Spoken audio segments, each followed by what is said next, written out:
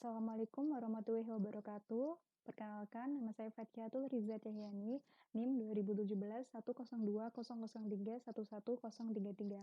Di sini kami dari kelompok 1 akan menjelaskan tentang asal-usul dan sejarah gerakan Muhammadiyah. Yang pertama, latar belakang berdirinya Muhammadiyah. Muhammadiyah adalah gerakan organisasi Islam yang didirikan oleh seseorang yang bernama Muhammad Darwis, atau yang sekarang kita kenal yaitu Kiai Haji Ahmad Dahlan. Pada tanggal 8 Dzulhijjah 1330 Hijriah atau 18 November 1912, organisasi Muhammadiyah lahir sebagai bentuk keprihatinan terhadap kondisi umat Islam di Indonesia. Umat Islam melaksanakan ibadah dan perintah-perintah Allah Subhanahu wa Ta'ala tidak lagi murni berdasarkan Al-Quran dan tuntunan hadis Rasulullah Muhammad SAW. Dalam hal ini, Kiai Haji Ahmad Dahlan sebagai pendiri Muhammadiyah ingin mengajak umat Islam di Indonesia untuk kembali ke tuntunan Al-Quran dan hadis secara murni. Faktor yang melatar belakangi lahirnya gerakan Muhammadiyah. Di sini ada dua faktor. Yang pertama yaitu faktor subjektif dan yang kedua yaitu faktor objektif. Faktor subjektif sendiri yaitu interpretasi Ahmad Dahlan terhadap atas Quran Surat Ali Imran 104 untuk membentuk organisasi dalam pendakwahan Islam. Quran Surat Ali Imran 104 yaitu yang berbunyi A'udzubillahi minasyaitonirrajim Bismillahirrahmanirrahim Wal takum minkum ummatun yad'una ilal khairi wa ya'muruna bil ma'rufi wa yanhauna 'anil munkar wa ulaika humul muflihun. Yang artinya, dan hendaklah di antara kamu ada segolongan orang yang menyuruh kepada kebajikan, menyuruh atau berbuat yang makruh dan mencegah dari yang mungkar, dan mereka itulah orang-orang yang beruntung.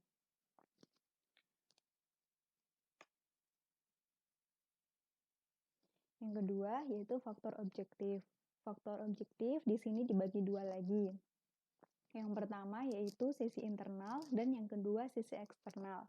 Sisi internal yaitu praktek agama Islam yang bercampur dengan TBC atau tahayul, bid'ah, khurafat. Dan yang kedua, pendidikan Islam dalam kondisi yang sangat tertutup atau kolot atau kurangnya update. Yang kedua yaitu sisi eksternal. Sisi eksternal di sini dibagi tiga, yaitu yang pertama kolonialisme atau imperialisme, yang kedua arus kristenisasi. Nah, kolonialisme atau imperialisme di sini pada saat Muhammadiyah didirikan itu masih pada zaman Belanda dan Belanda hanya menghendaki agama yang masuk di negara jajahannya adalah agama Islam yang bercampur atau agama Islam yang belum murni.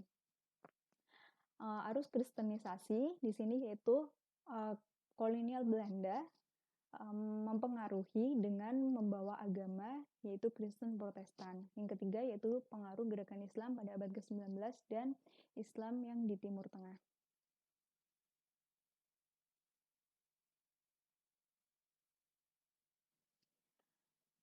Selanjutnya yaitu tujuan berdirinya Muhammadiyah. Tujuan berdirinya Muhammadiyah di sini tujuannya bersifat operasional, antara lain sebagai berikut.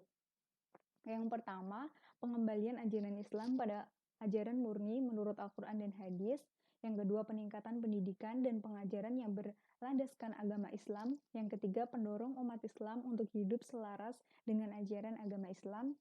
Yang ketiga, pembinaan dan penyiapan generasi muda agar kelak dapat menjadi pemimpin masyarakat, agama, dan bangsa yang adil dan makmur. Berusaha meningkatkan kesejahteraan hidup umat manusia, khususnya pada umat Islam, yaitu dengan menyantuni anak-anak yatim. Selanjutnya, identitas gerakan Muhammadiyah. Di sini Muhammadiyah memiliki 3 identitas. Yang pertama yaitu Muhammadiyah sebagai gerakan Islam. Dari latar belakang berdirinya Muhammadiyah dijelaskan bahwa sesungguhnya kelahiran Muhammadiyah itu tidak lain karena diilhami, dimotivasi, dan disemangati oleh ajaran-ajaran Al-Quran, dan apa yang digerakkan oleh Muhammadiyah tidak ada motif lain kecuali semata-mata untuk merealisasi prinsip-prinsip agama Islam dalam kehidupan yang real dan konkret. Yang kedua, Muhammadiyah sebagai gerakan dakwah Islam. Muhammadiyah sebagai gerakan dakwah Islam, amar ma'ruf nahi mungkar, ciri ini telah muncul sejak dari kelahiran dan tetap melekat tak terpisah dari jati diri Muhammadiyah. Namun, untuk menjadi tanggung jawab Muhammadiyah juga sebagai gerakan dakwah Islam amar ma'ruf nahi mungkar untuk meluruskan kembali niatan awal berdirinya Muhammadiyah yang sesuai dengan cita-cita pemikiran Kiai Haji Ahmad Dahlan, Muhammadiyah dapat mengangkat agama Islam dan dari keterbelakangan atau kebodohan yang masif. Tidak hanya ranah pemahaman agama yang diluruskan, namun juga ranah pemahaman yang dimaksud yaitu tujuan organisasi Muhammadiyah, karena Muhammadiyah adalah pure atau murni sebagai organisasi kemasyarakatan. Selanjutnya yaitu Muhammadiyah sebagai gerakan tajdid atau reformasi. Ciri ketiga ini yang melekat pada persyarikatan Muhammadiyah. Dari segi istilah, tajdid memiliki dua arti. Yang pertama yaitu pemurnian. Pemurnian tajdid dimasukkan sebagai memelihara matang ajaran Islam yang berdasarkan sumber Al-Quran dan As-Sunnah yang syahih. Yang kedua yaitu peningkatan pengembangan dan modernisasi. Peningkatan pengembangan modernisasi sudah menjadi tugas Muhammadiyah. Segi istilah tajdid dimasukkan sebagai penafsiran, pengalaman, dan perwujudan ajaran Islam dengan tetap berpegang teguh kepada Al-Quran dan As-Sunnah yang syahih. Selanjutnya akan dijelaskan oleh teman saya, Syahdani Kausar Syahadat. Terima kasih. Assalamualaikum warahmatullahi wabarakatuh. Perkenalkan, nama saya Syahdani Kausar Syahadat, NIM 025. Di sini saya akan melanjutkan tentang profil pendiri Muhammadiyah. Pendiri Muhammadiyah yaitu Muhammad Darwis atau biasa disebut Kiai Haji Ahmad Dahlan. Lahir di Kampung Kauman, Yogyakarta pada tahun 1868, meninggal di Yogyakarta pada tanggal 23 Februari 1923 pada umur 54 tahun. Ahmad Dahlan atau Muhammad Darwis adalah putra dari ayahnya Kiai Haji Abu Bakar, yaitu seorang imam dan khatib Masjid Besar Kauman, Yogyakarta. Sementara ibunya Siti Aminah adalah anak Kiai Haji Ibrahim, penghulu besar di Yogyakarta. Menurut salah satu silsilah keluarga Muhammad Darwis dapat dihubungkan dengan Maulana Malik Ibrahim, salah seorang wali penyebar agama Islam yang dikenal di Pulau Jawa. Sebagai anak keempat dari keluarga Kiai Haji Abu Bakar, Muhammad Darwis mempunyai 5 saudara perempuan dan 1 orang saudara laki-laki. Ahmad Dahlan sejak umur remaja sudah belajar tentang agama Islam. Bukan hanya membaca Al-Quran, namun dia juga belajar ilmu fikih dari Kiai Haji Muhammad Saleh dan belajar nahwu dari Kiai Haji Muhsin.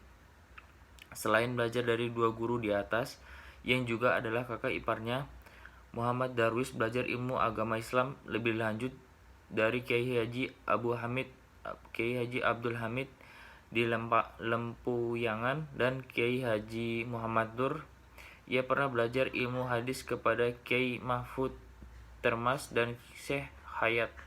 Belajar ilmu qiraah kepada Syekh Amin dan Syekh Bakri. Syata belajar ilmu falak pada Kiai Haji Dahlan Semarang, dan ia juga pernah belajar pada Syekh Hasan tentang pengobatan hewan. Selanjutnya akan disampaikan oleh teman saya. Wassalamualaikum warahmatullahi wabarakatuh. Assalamualaikum warahmatullahi wabarakatuh. Nama saya Rahma Yunidia Winata, NIM 2017 10 200 311 035. Di sini saya akan sedikit menjelaskan tentang organisasi yang pernah diikuti oleh Ahmad Dahlan.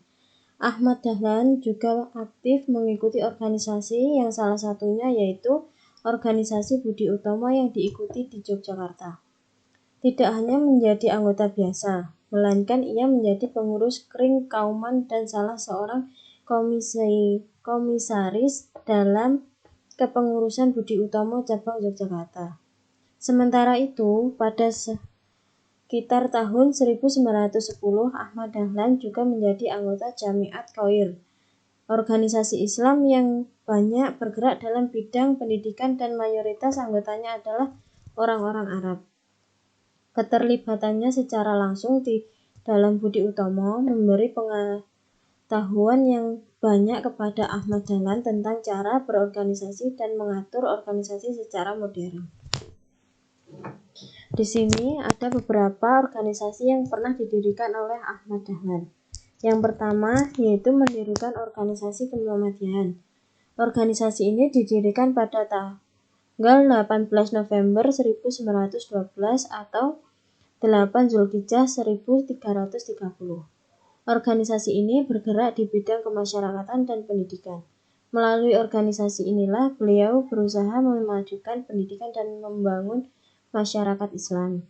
Yang kedua yaitu mendirikan organisasi Aisyah. Organisasi ini didirikan pada tahun 1918. Beliau membentuk organisasi Aisyah yang khusus untuk kaum wanita. Pembentukan organisasi Aisyah yang juga merupakan bagian dari Muhammadiyah. Yang ketiga yaitu mendirikan organisasi Hizbul Wathan.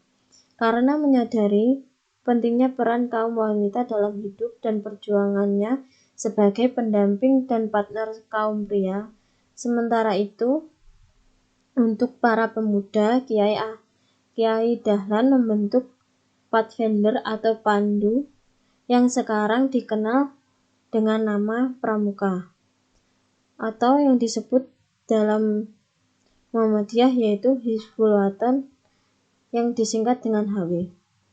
Di sana para pemuda diajari baris-baris dengan bergenderang, memakai celana pendek dan berdasi serta mengenakan topi. Hizbul Wathan ini juga mengenakan uniform atau pakaian seragam yang mirip dengan pramuka. Pembentukan Hizbul Wathan ini dimaksud sebagai tempat pendidikan para pemuda yang merupakan bunga harapan agama dan bangsa, sebagai tempat persemaian kader-kader yang terpercaya. Sekian yang dapat saya sampaikan. Wassalamualaikum warahmatullahi wabarakatuh.